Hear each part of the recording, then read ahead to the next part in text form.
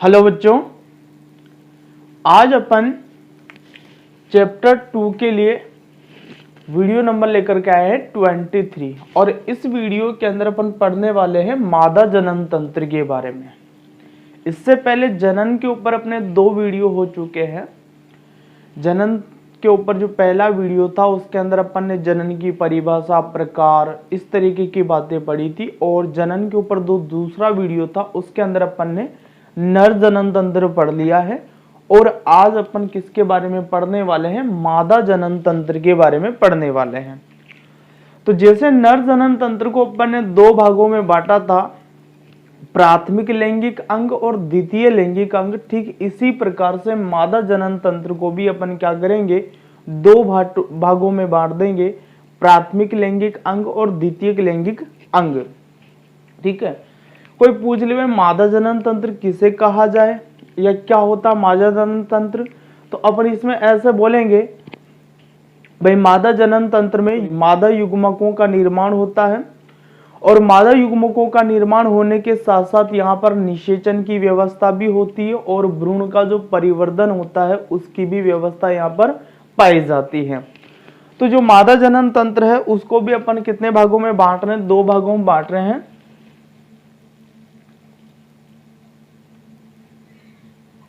प्राथमिक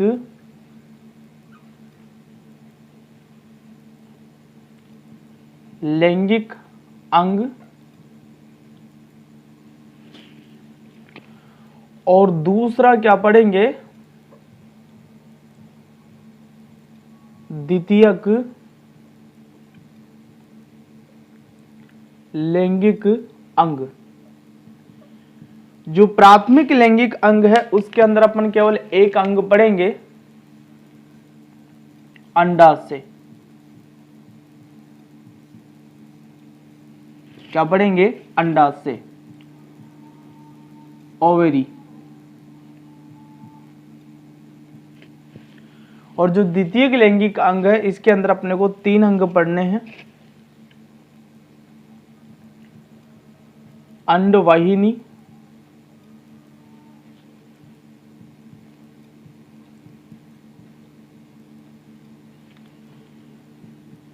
या fallopian tube. दूसरी संरचना पढ़नी आपको गर्भाशय और तीसरी संरचना आपको पढ़नी है योनि। ठीक है। तो यहां पर अपन क्या करते हैं कि जो डायग्राम बना हुआ है पहले उसके अंदर इन सारों के नाम देख लेते हैं कि कौन सी चीज कहां पर स्थित है, उसके बाद में अपन एक एक अंग को लेकर के पढ़ते हुए चलेंगे। मादा जनन तंत्र को 2 भागों में बांटा, प्राथमिक लैंगिक अंग, इसके अंदर एक संरचना पढ़नी है अंडाशय और दूसरा द्वितीय लैंगिक अंग, इसके अंदर 3 संरचनाएं पढ़नी है आपको, अंडवाहिनी,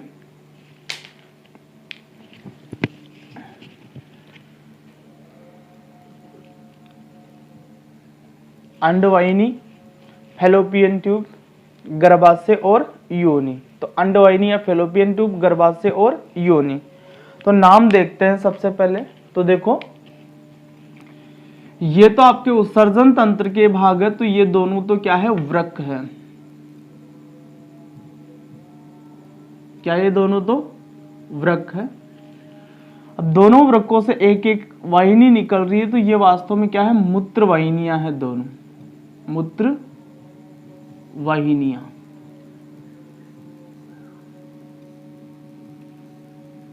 हालांकि उत्सर्जन तंत्र के भाग है, मादा जनन तंत्र के भाग नहीं है, लेकिन फिर भी अपन जो पोजीशन बताएंगे उसमें ये चीजें काम आएगी। अब आप देखो मादा जनन तंत्र है, इसमें यहां पर आपको 2 संरचनाएं नजर आ रही है, एक यहां पर और एक यहां पर। तो ये दोनों संरचनाएं जो है ये तो होते हैं अंडाशय। ये तो क्या है? अंडाशय है। ठीक है। अब देखिए इस अंडाशय से एक नली निकल रही है इससे और इस अंडाशय से भी एक नली निकल रही है, तो इन्हें अपन बोलते हैं अंडवाहिनियां। अंडवाहिनी बोलते हैं। ये एक अंडवाहिनी और ये एक अंडवाहिनी, 2 अंडवाहिनियां हो गए। ठीक है। अब इसके बाद में देखो ये अंडवाहिनी आकर के इस संरचना में खुल रही है और ये अंडवाहिनी आकर भी इस संरचना में खुल रही है। तो ये जो भाग है आपका, इसे बोला जाता है गर्भाशय।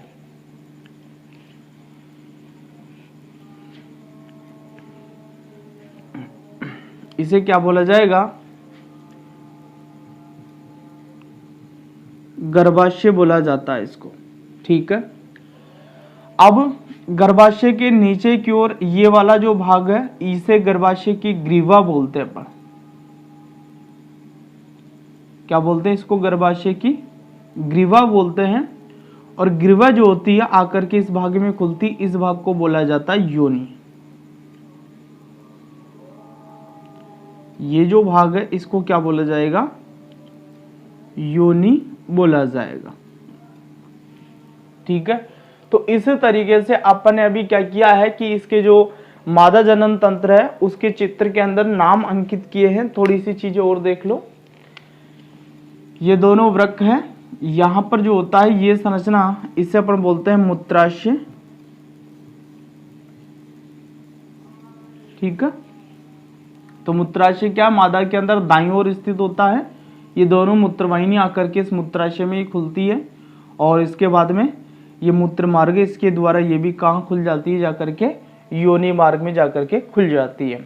तो पहले आप एक काम करो, ये जो डायग्राम है इसको बनाना है आपको और नाम अंकित करना है। फिर एक एक भाग के बारे में अपन क्या करेंगे? पढ़ते हुए चलेंगे।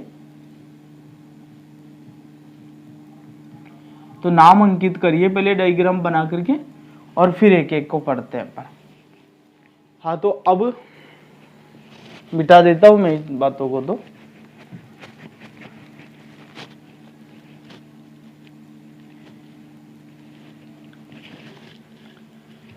तो मादा जनन तंत्र के अंदर पहला भाग ले रहे हैं प्राथमिक लैंगिक अंग। प्राथमिक लैंगिक अंग को अपन प्राथमिक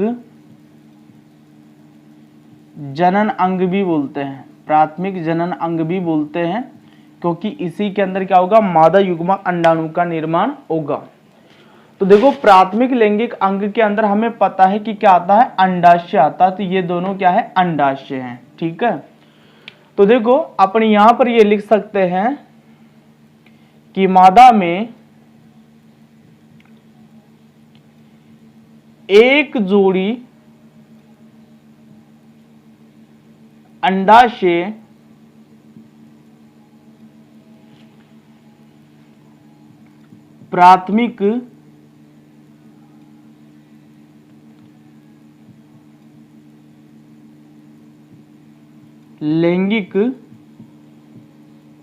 प्राथमिक लैंगिक अंग के रूप में पाए जाते हैं।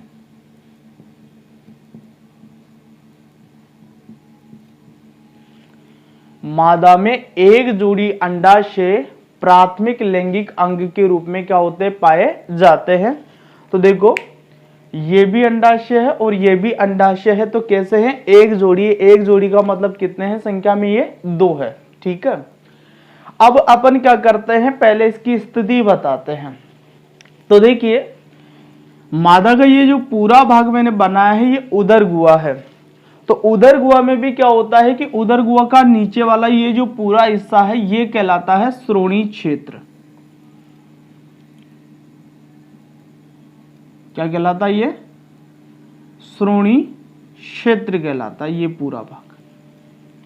ठीक है, तो अपन ऐसे बोलेंगे भाई, जो मादा होती है उसकी उदर गुहा में वृक्क के नीचे, देखो वृक्क ऊपर है और ये जो अंडाशय है नीचे है, तो वृक्क के नीचे श्रोणी क्षेत्र में गर्भाशय के दोनों ओर एक एक अंडाशय पाया जाता है। गर्भाशय के दोनों ओर है, ये गर्भाशय पूरा है ना भाई, ये पूरा क्या है? गर्भाशय है। तो इसके दोनों ओर क्या है? एक एक अंडाशय उपस्थित है। तो अपन क्या बता सकते हैं कि मादा में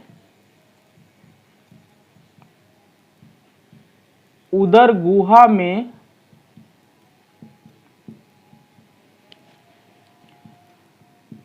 वृक्क के नीचे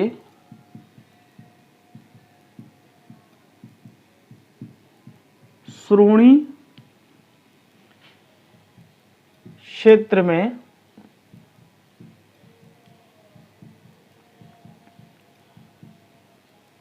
क्षेत्र में गर्भाशय के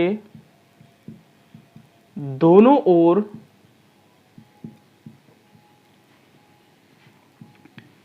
एक एक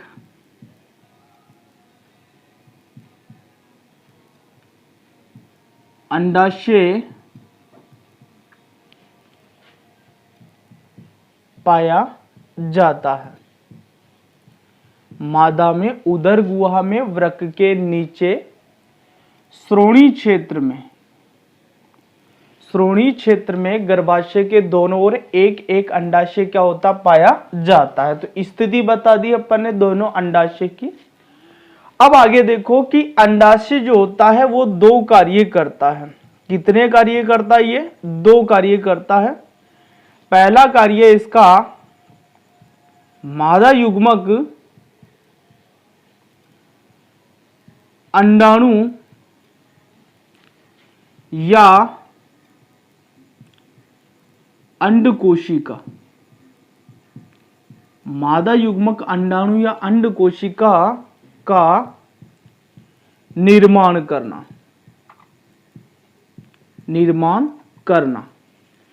और दूसरा कार्य इसका अंतःस्त्रावी ग्रंथि के रूप में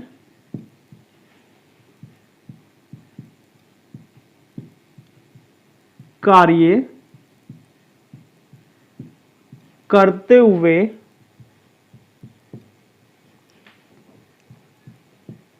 एस्ट्रोजन व प्रोजेस्टेरोन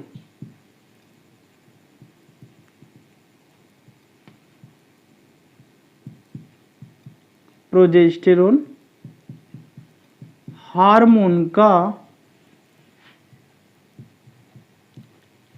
स्त्रवण करना। तो अंडाशय के दो कार्य हो गई, मादा युग्मक अंडाणु या अंडकोशिका का निर्माण करना, और दूसरा क्या है?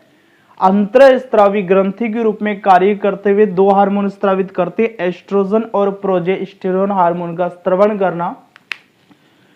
तो ये दोनों जो हार्मोन होते हैं, एस्ट्रोजन और प्रोजेस्टेरोन हार्मोन, ये मादा के अंदर जो द्वितीयक लैंगिक लक्षण होते हैं, जिसमें रजोधर्म का स्त्राव शुरू होता है, आवाज पतली हो जाती है, उन सारे लक्षणों को ये दोनों हार्मोन क्या करते हैं?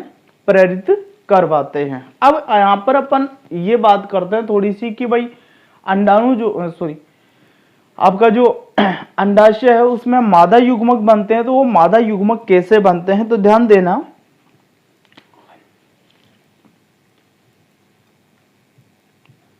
अंडाशय में विशिष्ट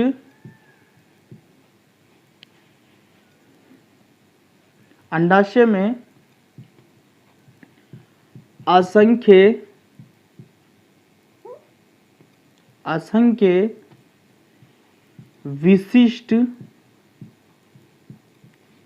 संरचनाएं पाई जाती है जिन्हें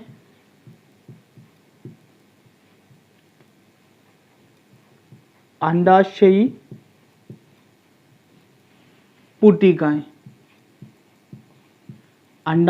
पुटिकाएं या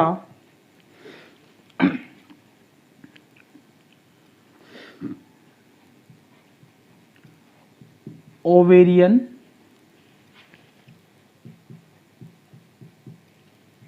फॉलिकल्स कहते हैं। तो अंडाशय के अंदर क्या होता है कि विशेष प्रकार की संरचनाएं पाई जाती है, बहुत सारी, जिन्हें अपन क्या बोलते हैं? अंडाशय पुटिकाएं या ओवेरी फॉलिकल्स। तो ये जो अंडाशय पुटिकाएं या ओवेरी फॉलिकल्स है, इसका यहाँ डायग्राम में आपको दिखा रहा हूं, यहां देख लेना। तो इसमें आप ये देखोगे कि गोलाकार संरचना दिखाई देगी, ठीक है, गोलाकार संरचनाएं आपको दिखाई देगी। तो जैसे मान लीजिए ये आपकी अंडाशय पुट्टिका है, कुछ इस तरीके की, देखो कुछ इसी तरीके की है। तो इसके अंदर ऐसी आपको गोल गोल संरचनाएं नजर आ रही होगी ऐसे। तो ये जो गोल गोल संरचनाएं हैं, इसी के अंदर क्या होती है, आपकी अंड कोशिका जो होती है विकसित होते हुए चलती है। ये जो पुट्टिकाएं होती है वो ऐसे गमन करते हुए चलती है, और जैसे जैसे ये ऐसे गमन करते हुए चलती है तो इसके अंदर जो अंड कोशिका है वो परिपक्व होती जाती है, और अंत में जब ये इधर आती है वापस, तो यहां से क्या करती है, एक अंड कोशिका को बाहर निकाल देती है। तो वास्तव में ये जो अंडाशय पुट्टिका या ओवेरियन फॉलिकल्स होता है, इसी के अंदर क्या होता है, जो अंड कोशिका होती है वो परिपक्व होती है, और अंड कोशिका परिपक्व होने के बाद में उसको क्या किया जाता है, यहां से उत्सर्जित कर दिया जाता है, जो अंडाशय वहां से उत्सर्जित कर दिया जाता है। और अंडाशय से जब अंड कोशिका बाहर निकलेगी तो पहले तो वो अंडवाहिनी में जाएगी, और अंडवाहिनी से कहां जाएगी, गर्भाशय के अंदर जाएगी। तो आप ऐसे बोल सकते हैं भाई जो अंडाशय होता है वो क्या करता है, अंड कोशिका का उत्सर्जन करता है। अंड कोशिका का उत्सर्जन किस में करेगा, वो अंडवाहिनी में करेगा। किस में करेगा, अंडवाहिनी के अंदर करेगा, ठीक है। तो यहां पर एक बात आप हमेशा ध्यान रखना कि मादा के अंदर प्रत्येक महीने एक अंडे का मोचन होता है, एक अंड कोशिका का मोचन होता है। इसका मतलब ये हुआ कि ये दोनों जो अंडाशय होते हैं एक महीने में एक अंडे का मोचन करते हैं। प्रत्येक अंडाशय नहीं, दोनों अंडाशय मिलकर के एक अंड कोशिका का मोचन करते हैं। इसका मतलब ये हुआ कि एक महीने के बाद में या तो इस अंडाशय से एक अंड कोशिका बाहर निकल करके गर्भाशय में आएगी, या फिर इस अंडाशय से एक अंड कोशिका बाहर निकल करके क्या होगी, अंडाशय में आएगा।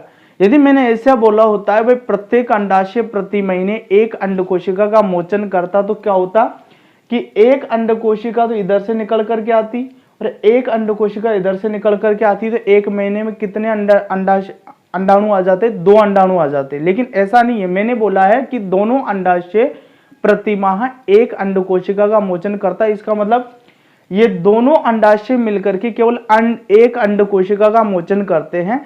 मतलब एक अंड कोशिका आएगी केवल एक महीने में, वो इधर से भी आ सकती, इधर से भी आ सकती, लेकिन एक महीने में केवल एक अंड कोशिका क्या होती, बाहर आती है। तो अपन यहां पर ये लिख सकते हैं कि दोनों अंडाशय प्रति माह एक अंड कोशिका या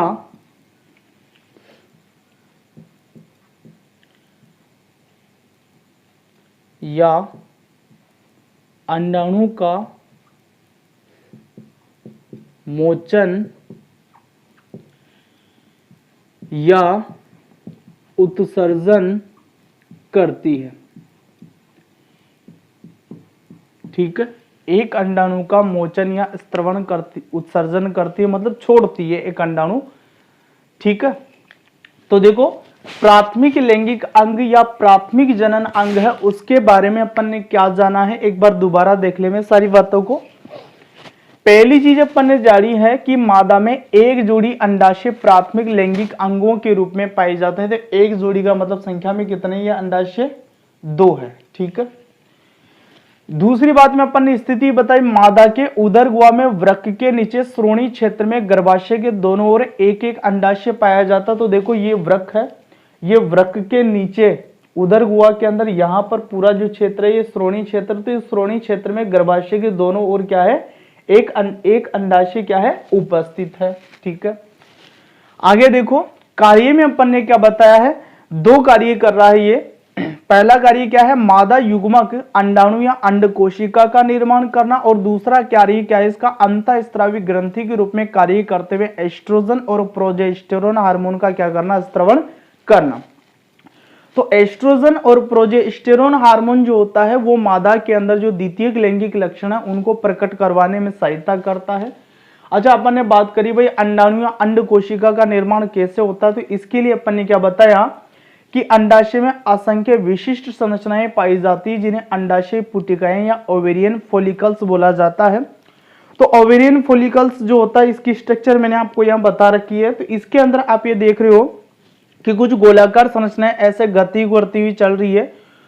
तो उन गोलाकार संरचनाओं के अंदर क्या होता है कि जो अंड कोशिका है उसका परिपक्वन होता है वो ऐसे गति करती हुई आती है। तो जब अंडाणु इधर से जाती है तो अंडाणु परिपक्व नहीं होता, जब ऐसे घूम करके वो वापस आती है तो अंडाणु परिपक्व हो जाता है और वो वापस आकर के क्या कर देती है, जो अंड कोशिका उसको त्याग देती है, उसका मोचन कर देती है, उसका उत्सर्जन कर देती है। तो दोनों अंडाशय प्रतिमाह एक अंड कोशिका या एक अंडाणु का क्या करते हैं, उत्सर्जन करते हैं। इसका मतलब ये हुआ कि प्रत्येक 1 महीने बाद दोनों में से कोई भी एक अंडाशय जो होता है वो एक अंड कोशिका का मोचन करेगा और वो एक अंड कोशिका का जो मोचन होगा वो कहाँ त्याग दिया जाएगा, जो अंडवाहिनी है, फैलोपियन ट्यूब है, उसके अंदर क्या कर दिया जाएगा, त्याग दिया जाएगा। तो यहां से अंडाणु निकलने के बाद में कहा जाएगा, फैलोपियन ट्यूब या अंडवाहिनी है उसके अंदर चला जाएगा। तो अगला अपन वही लेंगे। तो पहले आप इसको नोट करो, उसके बाद में मैं आपको द्वितीयक लैंगिक अंग है उसके बारे में बताऊंगा, जिसके अंदर पहला भाग अपन अंडवाहिनी ही पढ़ने वाले हैं। हाँ, तो इसके बाद में अपन लेने वाले हैं द्वितीयक लैंगिक अंग।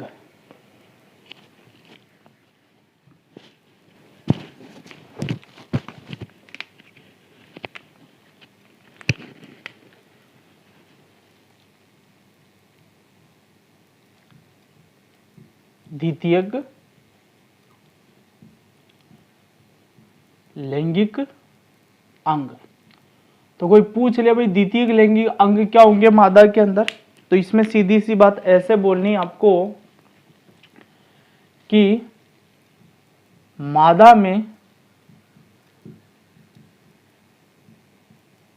अंडाशय को छोड़कर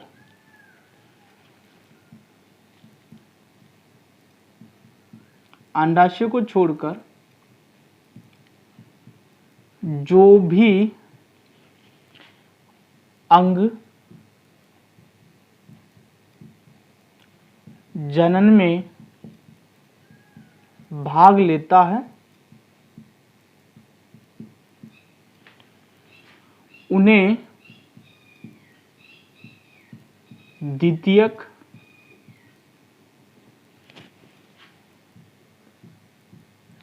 लैंगिक अंग कहते हैं।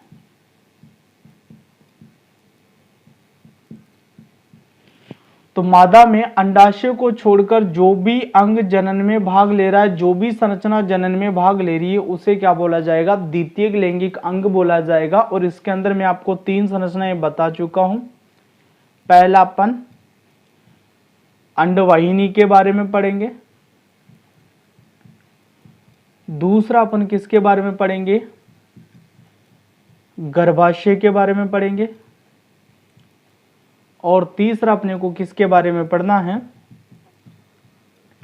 योनि के बारे में पढ़ना है। ठीक है, तो पहली संरचना इसमें से उठा लेते हैं अपन, अंडवाहिनी। अंडवाहिनी,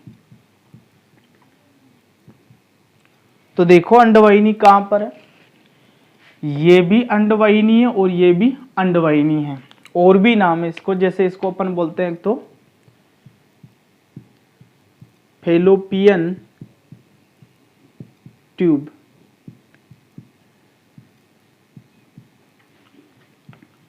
ओवी डक्ट भी बोलते हैं इसको, ओविडक्ट। ठीक है, तो देखो आप ये देख रहे हो कि मादा के अंदर एक जोड़ी अंडवाहिनियां उपस्थित है। तो पहली बात अपन यही लिख दें कि मादा में एक जोड़ी अंडवाहिनियां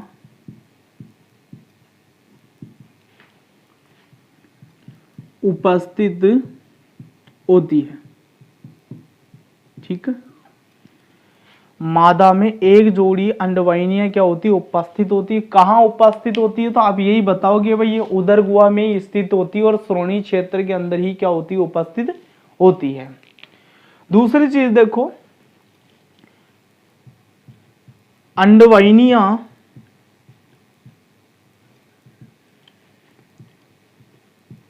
कुंडलित नलिकाकार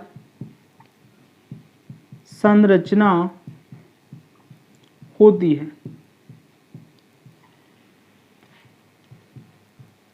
और इनकी लंबाई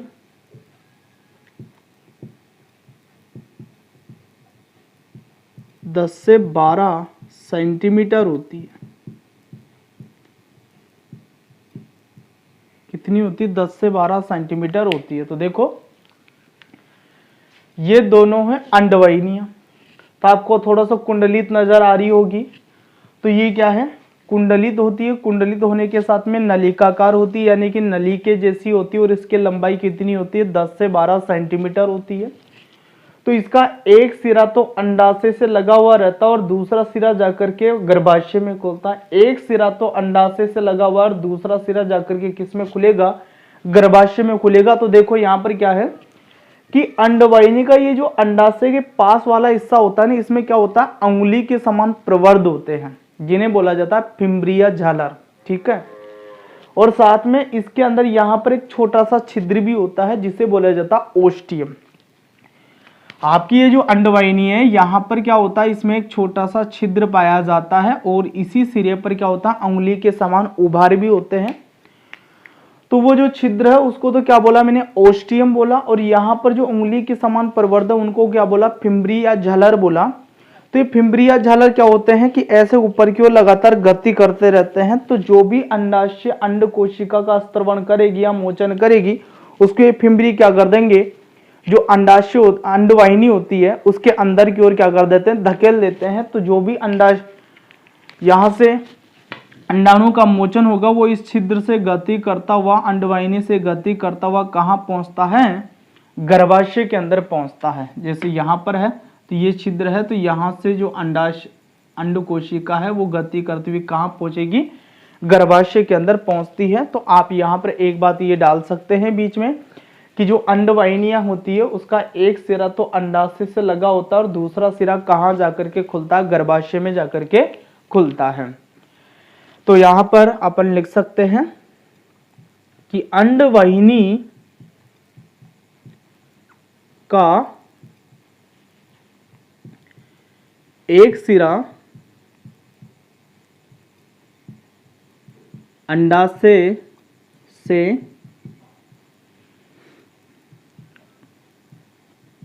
जुड़ा होता है तथा दूसरा सिरा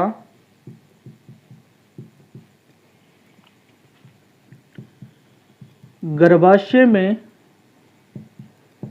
खुलता है, गर्भाशय में खुलता है। ठीक है, दूसरी बात देखो, दो बातें आपको बता रहा हूं, ध्यान देना।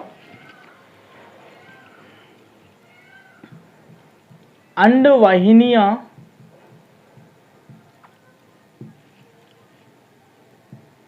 अंडाणु को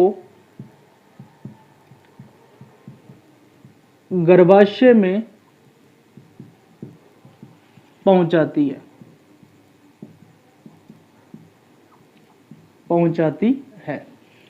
और दूसरी बात यह है कि अंडवाहिनियां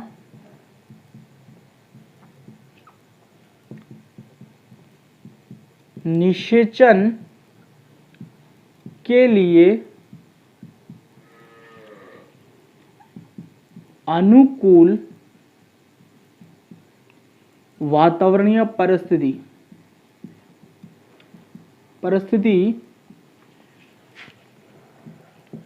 प्रदान करती है।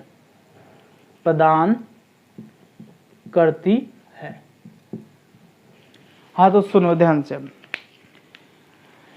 भाई एक काम तो अपने समझ में आ रहा है, भाई जो अंडाशय अंडाणु का स्त्रवण करती है या मोचन करती है, अंडवाहिनियां उसको कहाँ पहुंचाती है, गर्भाशय में पहुंचाती है। इसके अलावा एक चीज और है, देखो जब भी मैथुन की क्रिया होती है तो नर के द्वारा जो शुक्राणु होते हैं वो इस योनि मार्ग में आकर के छोड़े जाते हैं। योनि मार्ग से शुक्राणु गति करते हुए ऊपर जाते हैं और किस में जाते हैं, अंडवाहिनी में जाते हैं।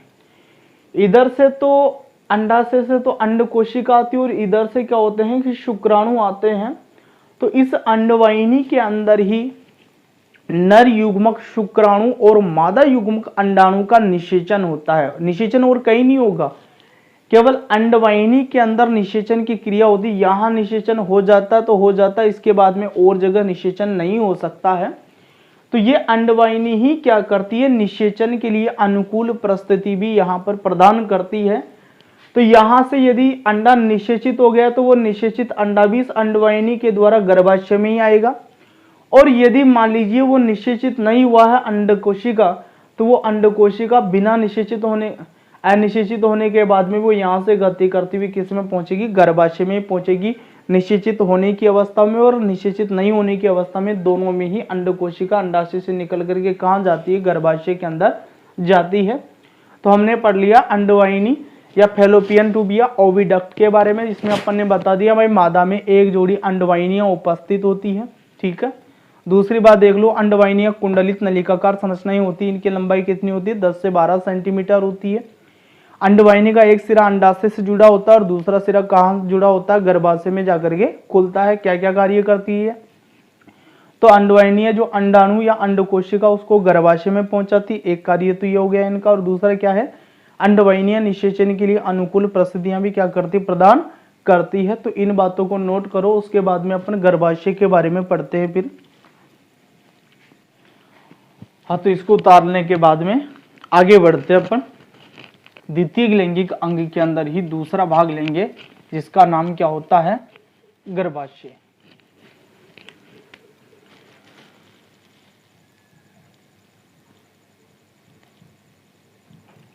गर्भाशय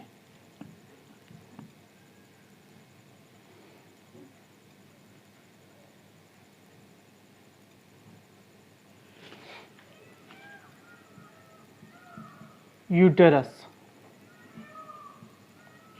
तो सुनिए, दोनों तरफ की अंडवाहिनियां आपस में मिलकर के, बीच में मिलकर के एक संरचना बनाती, जिसे अपन बोलते हैं गर्भाशय। तो गर्भाशय जो होता है एक ही होता है, एक जोड़ी नहीं होता, केवल एक ही होता है, यानी कि अकेला ही होता है। तो ये खोखला मांसल संरचना होती है।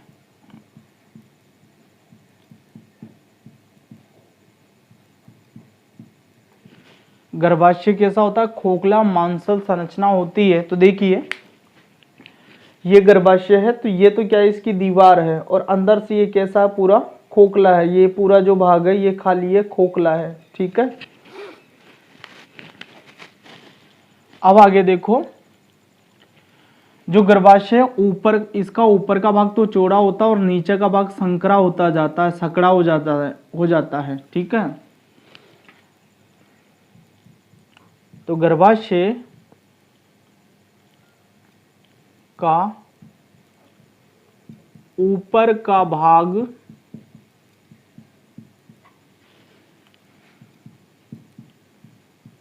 चौड़ा होता है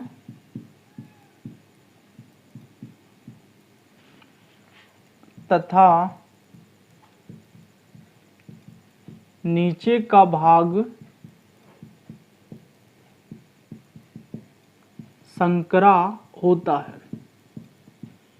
नीचे का भाग संकरा होता है। अब देखो, यदि कोई पूछ ले गर्भाशय कहाँ स्थित होता है, तो आप ऐसे कहेंगे कि गर्भाशय उदर गुहा में स्थित होता है। अब देखो, इस गर्भाशय के पीछे की ओर तो क्या होती है, गुदा पाई जाती है।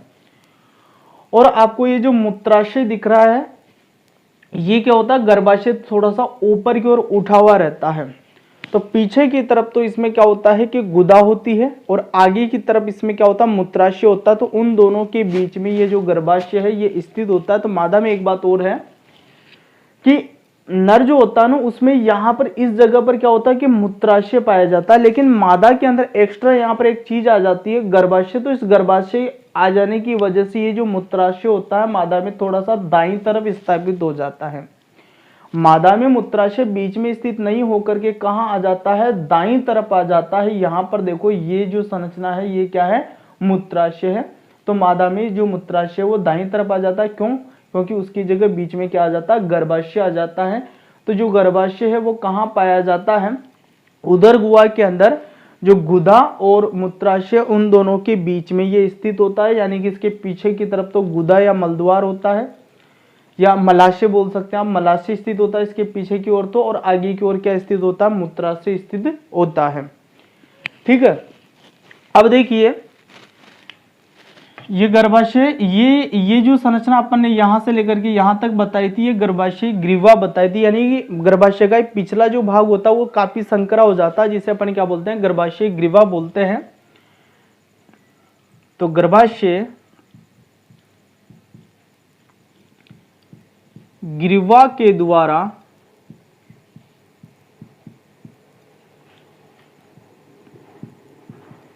योनि मार्ग में आकर खुलता है। तो गर्भाशय ग्रीवा के द्वारा कहां आकर के खुलेगा, जो योनि मार्ग उसके अंदर आकर के खुल जाएगा। अब आगे देखिए कुछ बातें हैं कि यदि मान लीजिए इस अंडवाहिनी के अंदर अंड कोशिका का निषेचन हो जाए, तो वो निषेचित अंड कोशिका या युग्मनज आकर के इस गर्भाशय के अंदर आकर के स्थापित होती है, और यहीं पर उसका क्या होना है, विकास होना है। ठीक है, तो वो यहीं पर आकर के क्या होगी, स्थापित होगी। इसके अलावा एक बात और है कि जो भ्रूण और माता होती है उन दोनों के बीच में क्या होती है, एक संरचना का विकास होती है, जिसे अपन बोलते हैं अपरा या प्लेसेंटा या नाल। आपने देखा होगा सभी के अंदर एक संरचना पाई जाती है पेट के ऊपर, जिसे अपन बोलते हैं नाभि। क्या बोला जाता है, जिसको नाभि बोला जाता है। तो ये नाभि क्या होती है, कोई भी मानव जब भ्रूण अवस्था में माता के गर्भ में रहा होगा तो उस नाभि से एक संरचना निकली हुई रहती है जो माता के गर्भाशय से उसको जोड़ती है, और उसी संरचना को अपन बोलते हैं प्लेसेंटा, अपरा या नाल। और उसी संरचना के द्वारा वो क्या करता है, जब तक गर्भ में रहता है तब तक माता के द्वारा वो पोषण प्राप्त करता रहता है। तो ये नाभि वो निशानी रह जाती है जब वो भ्रूण के अंदर क्या था, जब भ्रूण के रूप में था और माता के गर्भाशय से जुड़ा हुआ था, तो वहां से क्या निकली हुई थी, अपरा या प्लेसेंटा निकली हुई थी। तो यहाँ पर दो बातें और मैं आपको बता रहा हूं। देखो, पहली चीज तो यह है कि शुक्राणु द्वारा निषेचित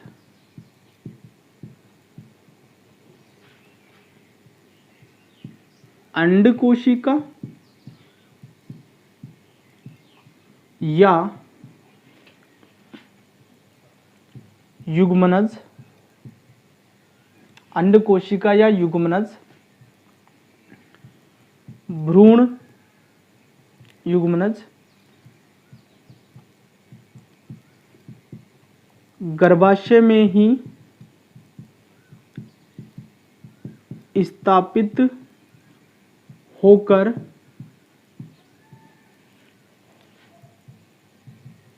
भ्रूण में बदलता है, अर्थात गर्भाशय में भ्रूण का विकास होता है। भ्रूण का विकास होता है। तो भ्रूण का विकास कहाँ होगा, गर्भाशय के अंदर होगा। दूसरी चीज देखो कि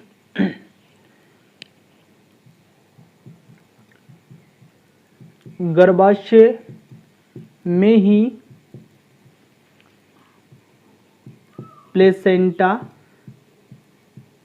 या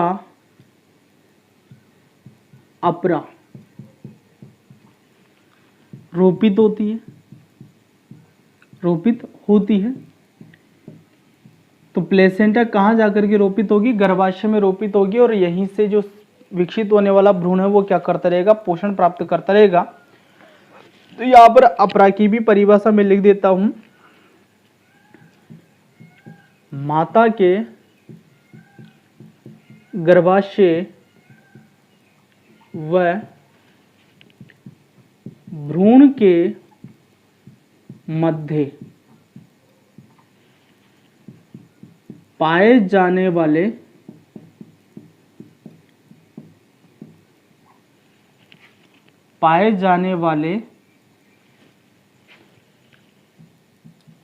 संरचनात्मक व क्रियात्मक संबंध को प्लेसेंटा या अपरा कहते हैं। प्लेसेंटा या अपरा कहते हैं। तो ये बात हो गई गर्भाशय की। देखो क्या बताया अपन ने कि दोनों तरफ की अंडवाहिनियां आपस में मिलकर के क्या करती है? गर्भाशय का निर्माण करती है। जो गर्भाशय होता है वो उदर गुहा में मूत्राशय और मलाशय के बीच में स्थित होता है। ये खोखली मांसल संरचना होती है। गर्भाशय का ऊपर का भाग तो चौड़ा होता है और नीचे का भाग क्या होता है? शंकरा होता है। तो गर्भाशय ग्रीवा के द्वारा योनि मार्ग के अंदर आकर के क्या होता है? खुलता है। यहाँ पर दो कार्य हो सकते हैं। पहला कार्य तो क्या है कि यदि अंडकोशिका शुक्राणु के द्वारा निषेचित हो जाती है तो वो आकर के कहाँ स्थापित होती है? इस गर्भाशय के अंदर आकर के स्थापित होती है और यहीं पर उस भ्रूण का क्या होगा? बाद में विकास होगा। दूसरी बात क्या है कि भ्रूण और माता के बीच में एक संबंध होता है जिसे प्लेसेंटा या अपरा बोला जाता है। तो ये प्लेसेंटा या जो अपरा है वो भी इसी गर्भाशय के अंदर आकर के क्या होगी? स्थापित होगी, रोपित होगी। तो माता के गर्भाशय और भ्रूण के मध्य पाए जाने वाले संरचनात्मक क्रियात्मक संबंध को ही क्या बोला जाता है? प्लेसेंटा बोला जाता है।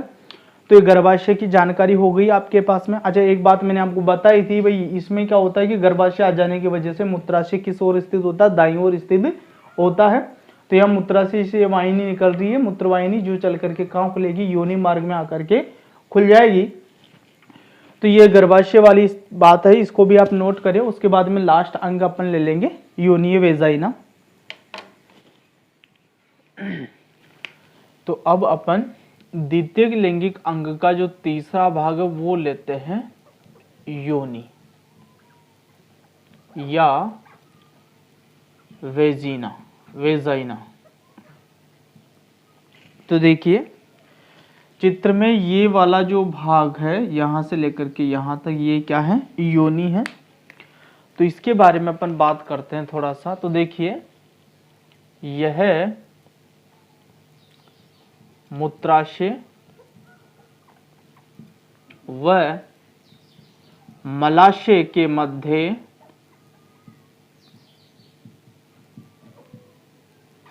स्थित होता है। तो ये भाग भी कहाँ स्थित होगा? मूत्राशय और मलाशय के मध्य में होगा। यानी कि मलाशय तो इसके पीछे की ओर होता है, ये मूत्राशय थोड़ा सा इसका आगे की ओर होता है। तो मूत्राशय और मलाशय के मध्य स्थित होता है। दूसरी चीज देखो, यह नली समान संरचना होती है।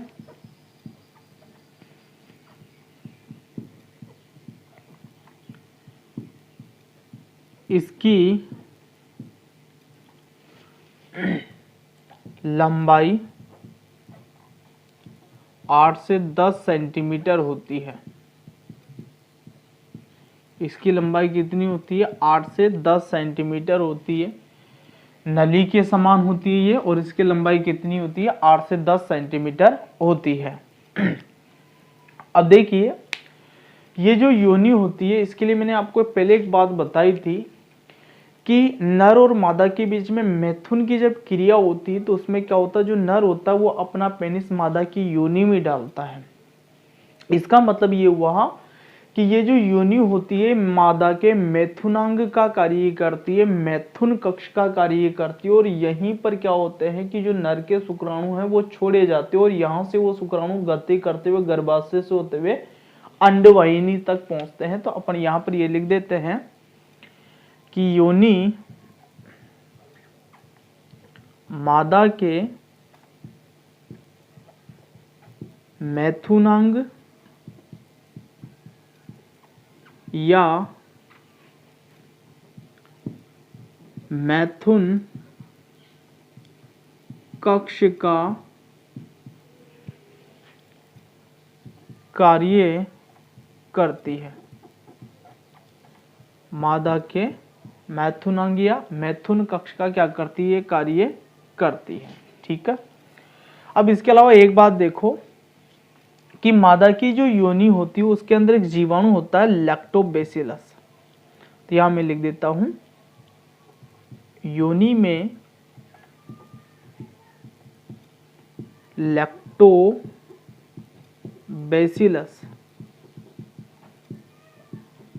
लैक्टोबैसिलस नामक जीवाणु पाया जाता है।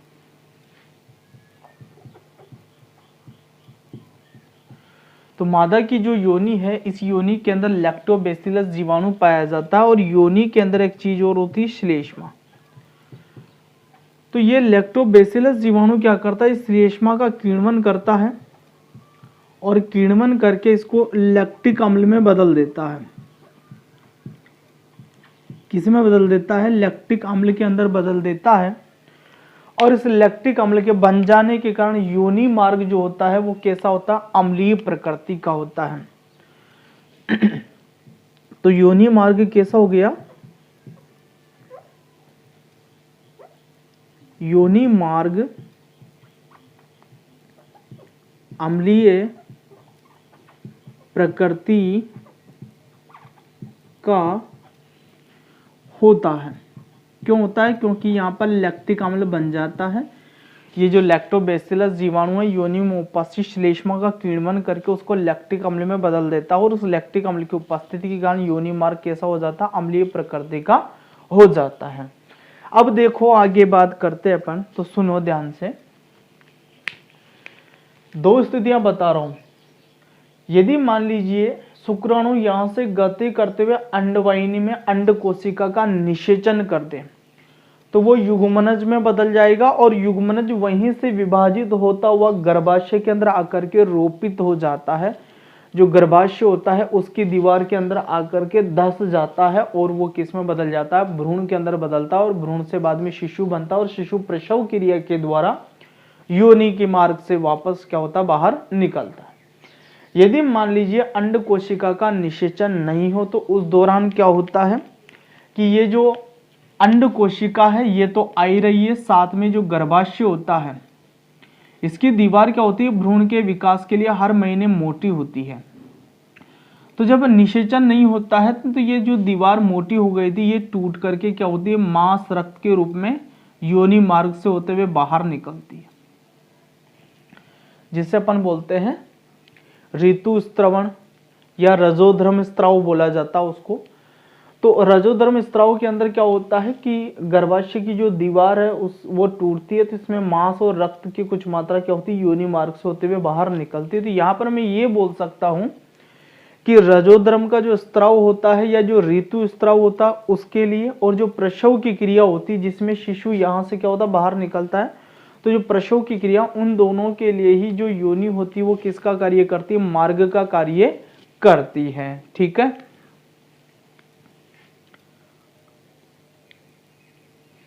तो अपन ऐसे लिख सकते हैं, अब ऐसे लिख सकते हैं, अब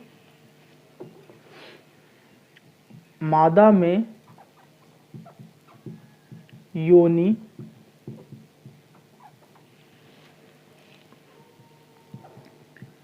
रजोधर्म स्त्राव व प्रसव के लिए मार्ग का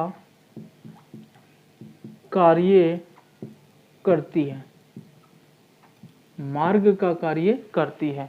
तो मादा में योनि रजोध्रम स्त्राव का कार्य, रजोध्रम जो स्त्राव होता है और प्रसव होता है, उन दोनों के लिए किसका कार्य करती है? मार्ग का कार्य करती है। तो देखो योनि के लिए अपन ने क्या पढ़ा है कि ये मूत्राशय और मलाशय के मध्य स्थित है, ये नली समान संरचना होती है, इसकी लंबाई कितनी होती है? 8 से 10 सेंटीमीटर होती है।